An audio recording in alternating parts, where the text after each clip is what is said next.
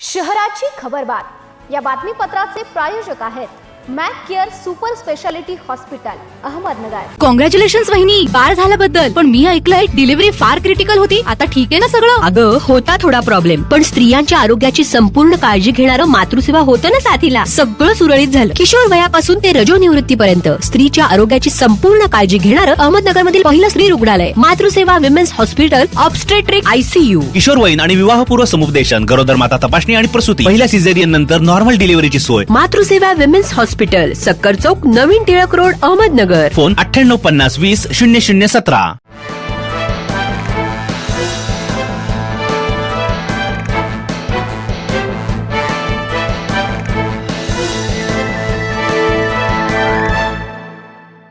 नमस्कार, मी साक्षी। न्यूज 24 सह्याद्रीमध्ये तुमचं स्वागत। पाहूया अहिल्यानगर शहरातील महत्त्वपूर्ण बातम्यांचा आढावा शहराची खबरबातमध्ये।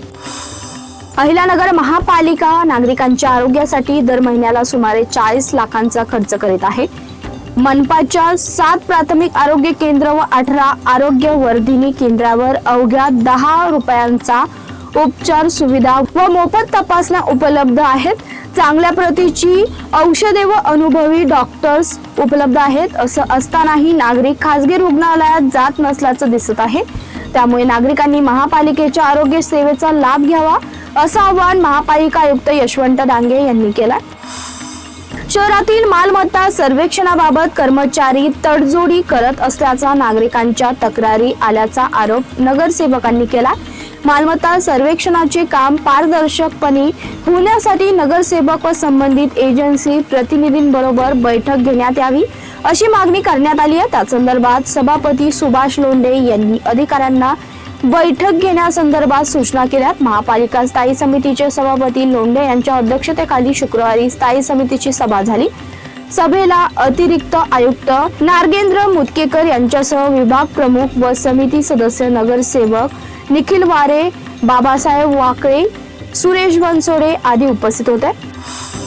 सरकारी निमसरकारी कर्मचारी, शिक्षक व शिक्षकेतर कर्मचाऱ्यांचा सुरू असलेला संप 4थ्या दिवशी अधिकच तीव्र झाला असून कर्मचाऱ्यांनी शुक्रवारी जिल्हाधिकारी कार्यालयावर धडक मोर्चा काढत आक्रोश व्यक्त केला। अद्यापही याबाबत शासनाने कोणताही ठोस निर्णय घेतला नसल्याने सरकारी कर्मचाऱ्यांत नाराजीचं वातावरण पसरलंय। जलसंपदा विभागाच्या कार्यालयात एकत्रित होत कर्मचाऱ्यांच्या मोर्चास प्रारंभ झाला।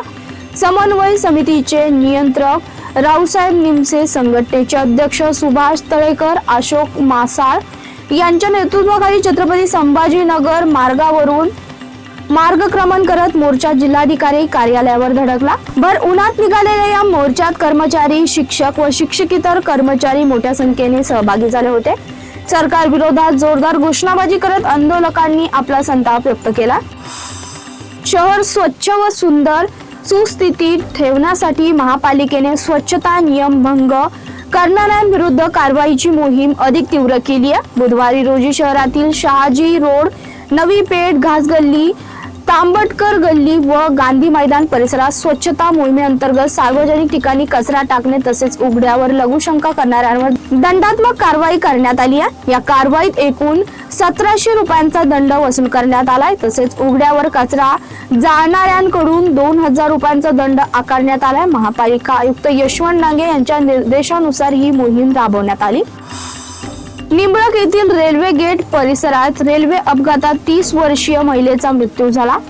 अमृता संजय नरसाळे असे मृत महिलेचं नाव आहे। त्या निंबळक रेल्वे गेट जवळ रेल्वे अपघातात गंभीर जखमी झाल्या। अपघातानंतर स्थानिकांच्या मदतीने त्यांना त्यांचा भाऊ दीपक रेपाळे यांनी तातडीने खासगी रुग्णवाहिकेतून जिल्हा शासकीय रुग्णालयात उपचारासाठी दाखल केलं होतं।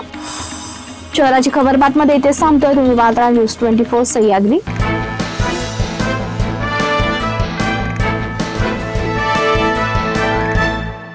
शहराची खबरबात या बातमीपत्राचे प्रायोजक होते Mac care super speciality hospital Ahmednagar.